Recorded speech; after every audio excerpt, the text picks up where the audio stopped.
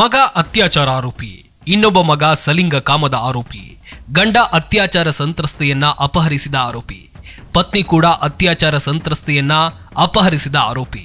ಇದು ಇವರ ಕುಟುಂಬದ ಮೇಲಿರೋ ಆರೋಪ. ಜೈಲಿನಲ್ಲಿದ್ರು ಹೊರಗಿದ್ರು ಇವರ ಮೇಲಿರೋ ಆರೋಪಗಳು ಹಾಗೇ ಇವೆ. ಆದ್ರೆ ನಮ್ಮ ಜನ ಮಾತ್ರ ಯಾಕೆ ಬದಲಾಗಲ್ಲ ಅನ್ನೋದು ಇಲ್ಲಿ ಪ್ರಶ್ನೆ. ಭವಾನಿ ರೇವಣ್ಣ ಹಾಸನಕ್ಕೆ ಬಂದಿದ್ದು ಏನು?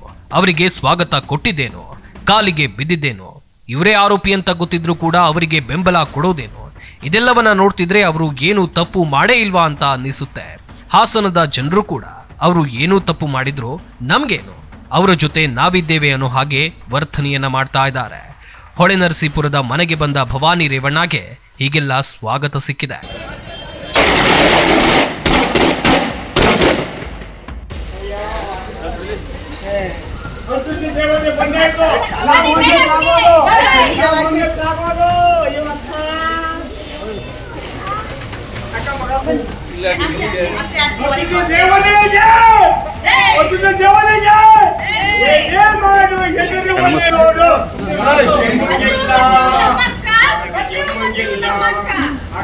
ದೇವತೆ ಬಂದಾಯ್ತು, ಇನ್ನ ನೋಡಿ ಆಟ ಬಿಡ್ತಾರ.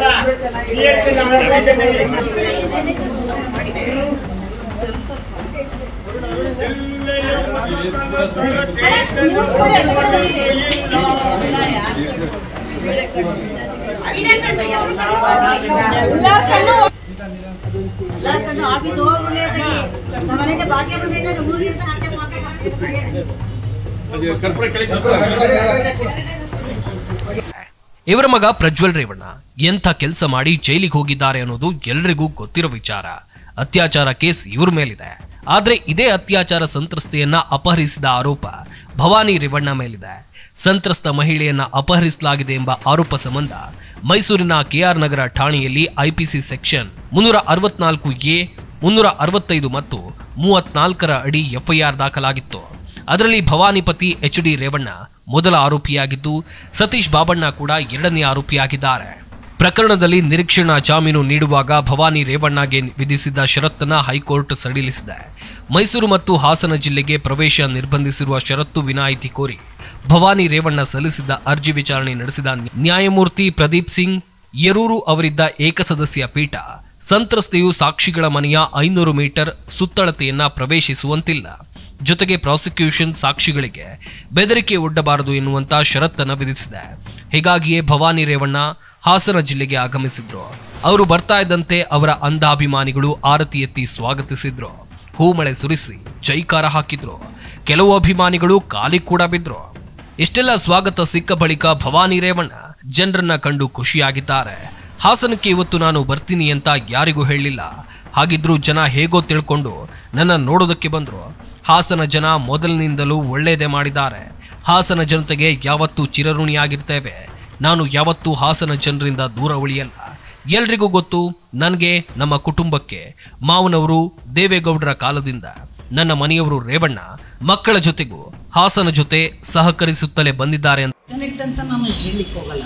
ಯಾಕೆ ಅಂತಂದರೆ ನನಗೆ ಇವತ್ತು ನಾನು ಇಲ್ಲಿ ಬರದೇ ಇರಬಹುದು, ಹಾಗಂತ ಅಂದ್ಬಿಟ್ಟು ಯಾರಿಗೇನು ನಾನು ಎಲ್ಲರನ್ನೂ ದೂರ ಮಾಡಿರಲಿಲ್ಲ. ಅವರೆಲ್ಲ ಬೆಂಗಳೂರಿಗೇ ಬಂದು ನನ್ನ ಭೇಟಿ ಮಾಡೋದು ಇದೆಲ್ಲ ಇತ್ತು.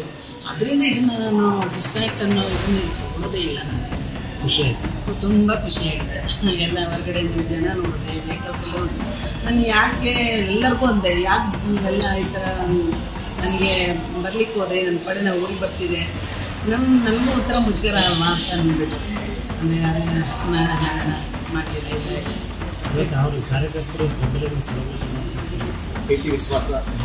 ಅವರ ಸಂತೋಷಕ್ಕೆ ನಾನು ಏನು ಹೇಳಬೇಕು, ಅವರ ಸಂತೋಷನ ಇದನ್ನು ನಾನು ಏನು ಯಾವುದ್ರೂ ವರ್ಣಿಸೋಕ್ಕಾಗಲ್ಲ.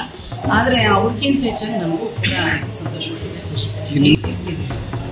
ಪ್ರಶ್ನೆನೂ ನೀವು ಕೇಳಬಾರ್ದು, ನಾವು ಹೇಳಿ ಮಾತಾಡೋದು ಅಲ್ಲ, ಅವೆಲ್ಲ ಬೇಡ ಸಬ್ಜೆಕ್ಟ್. ಅದರಿಂದ ನಾನು ಎಲ್ಲ ನಮ್ಮ ಹಾಸನ ಜಿಲ್ಲೆ ಜನತೆಗೆ ಒಳ್ಳೇದಾಗಲಿ ಅನ್ನೋದೊಂದು ಬಯಸ್ತೀನಿ. ಅವ್ರ ಜೊತೆ ನಾನು ಸದಾಕಾಲ ಇರ್ತೀನಿ ಅನ್ನೋದು ಹೇಳ್ತೀನಿ.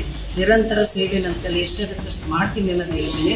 ಅವ್ರು ಯಾವಾಗಲೂ ನನ್ನ ಕಷ್ಟ ಕಾಲದಲ್ಲಿ ಜೊತೆಯಲ್ಲಿ ಇರ್ತೀನಿ ಅಷ್ಟೇ. ಅವರು ನನ್ನ ಕಷ್ಟ ಕಾಲದಲ್ಲಿ ಇದ್ದಾರೆ, ನನಗಷ್ಟೇ ಸರ್. ನಾನೇ ಇನ್ನು ನಮಗೆ ತಾತ್ಕಾಲಿಕ ಏನಲ್ಲ, ಇದು ಪರ್ಮನೆಂಟ್. ಅದಕ್ಕೋಸ್ಕರ ನಾನು ಇನ್ನು ಮುಂದೆ ಇಲ್ಲೇ ಬಂದು ಏನು ಮಾಡ್ತೀನಿ. ಪಕ್ಷದ ಚಟುವಟಿಕೆ ಪಕ್ಷ ಅಂತ ನಾನು ರಾಜಕೀಯ ತರೋದೇ ಇಲ್ಲ. ನಾನು ಪಕ್ಷ ರಾಜಕೀಯ ಯಾಕೆ ಮಾತಾಡಲಿ ಇವತ್ತು? ನನ್ನ ಪಕ್ಷ ಇಲ್ದಿರಲಿ ರಾಜಕೀಯ ಆಗಲಿ ಯಾವುದ್ರಲ್ಲೆಲ್ಲ ಅದನ್ನು ಬಿಟ್ಟು ಕೂಡ ನನ್ನ ಜನತೆ ನನ್ನ ಜೊತೆ ಇದ್ದಾರೆ. ಅದರಿಂದ ನಾನು ಇರ್ತೀನಿ ಅಂತ ಹೇಳ್ತಾ ಇದ್ದೀನಿ. ನಾನು ಈಗ ರಾಜಕೀಯ ಮಾಡಕ್ಕೆ ಬಂದಿದ್ದೀನಿ ಅಂತ ನಾನು ಹೇಳ್ತಾ ಇಲ್ಲ. ಅದರಿಂದ ಲಕ್ಷ್ಮೀ ಸಿಕ್ಕದ ಮೇಲೆ ಎಲ್ಲ ನಮ್ಮ ಹಾಸನದಿಂದ, ಹಾಸನ ಜಿಲ್ಲೆಯಿಂದ ತುಂಬ ಫೋನ್ ಕಾಲ್ಸ್ ಬಂತು. ಹಾಗಾಗಿ ನಾನು ಯಾರಿಗೂ ಕೂಡ ನಾನು ಇವತ್ತು ಬರ್ತಾ ಇರೋ ವಿಷಯನೇ ತಿಳಿಸಿರಲಿಲ್ಲ. ಆದ್ರೂ ಅವರು ಹೇಗೋ ಮಾಹಿತಿ ಪಡ್ಕೊಂಡಿದ್ದಾರೆ. ಹಾಗಾಗಿ ಇವತ್ತು ನನಗೆ ಆಶ್ಚರ್ಯ. ನಾನು ಹಿರಿಸೇವೆ ಟೋಲ್ ಹತ್ರ ಬರುವಷ್ಟೊತ್ತಿಗೆ ತುಂಬ ಜನ ಬಂದ್ಬಿಟ್ಟಿದ್ರು. ನನಗೆ ಒಂಥರ ಮುಜುಗರ ಆಗ್ತಾಯಿತ್ತು, ಯಾಕಪ್ಪ ಏನಪ್ಪ ಇದು ಅಂತ ಹೇಳಿ. ಆಮೇಲೆ ಅವ್ರು ಬಂದಮೇಲೆ ಅವ್ರು ಸರಿ ನಾವೆಲ್ಲರೂ ಇಲ್ಲಕ್ಕ ನಾವು ನಿಮ್ಮ ಜೊತೆ ಅಲ್ಲಿ ಊರಿಗೆ ಬರಬೇಕು ಅಂತ ಹೇಳಿ ಹಿರಿಸೇವೆಯಿಂದನೇ ಜೊತೆಯಲ್ಲಿ ಅಲ್ಲಲ್ಲಿ ಕೂಡ ತುಂಬ ಜನನೂ ಜಾಯಿನ್ ಆದರು. ತುಂಬ ಬಂದಿದ್ದರು. ಆಮೇಲೆ ಎಲ್ಲ ನಮ್ಮ ಅಕ್ಕಂದಿರು ಹಾಸನದಿಂದ ಬಂದಿದ್ದಾರೆ. ಇಲ್ಲಿ ನಮ್ಮ ಒಳನರಸೀಪುರದಿಂದ ಬಂದಿದ್ದಾರೆ. ತುಂಬ ಸಂತೋಷ ಆಗ್ತಾಯಿದೆ, ಖುಷಿ. ಇವತ್ತೇನೂ ರಾಜಕೀಯ ಮಾತಾಡಲ್ಲ. ಆದರೆ ನಾನು ಯಾಕೆ ದೂರ ಉಳ್ಕೊಳ್ಳಿ ಹಾಸನ ಜಿಲ್ಲೆ ಬಿಟ್ಟು?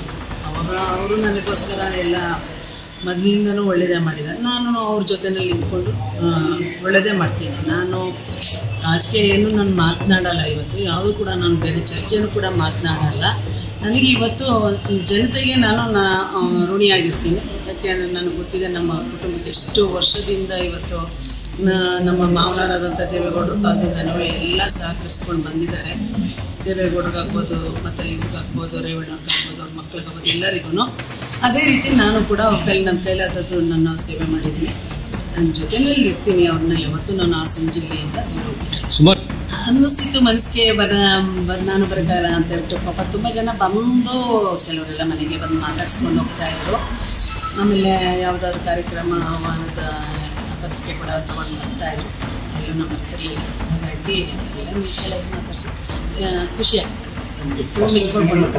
ಅದೇನೇ ಇರಲಿ, ಒಬ್ಬ ಅನ್ಯಾಯಕ್ಕೊಳಗಾದ ಹೆಣ್ಣಿನ ವಿಚಾರವಾಗಿ ಆರೋಪಿ ಸ್ಥಾನದಲ್ಲಿರೋ ಭವಾನಿ ರೇವಣ್ಣ ಅವರನ್ನ ಅವರ ತವರಿನ ಜನ ಇನ್ನೂ ಅಂಧಾಭಿಮಾನ ಇಟ್ಕೊಂಡಿದ್ದಾರೆ ಅಂತ ಅವರ ಮನಸ್ಥಿತಿ ನಿಜಕ್ಕೂ ಆಶ್ಚರ್ಯ.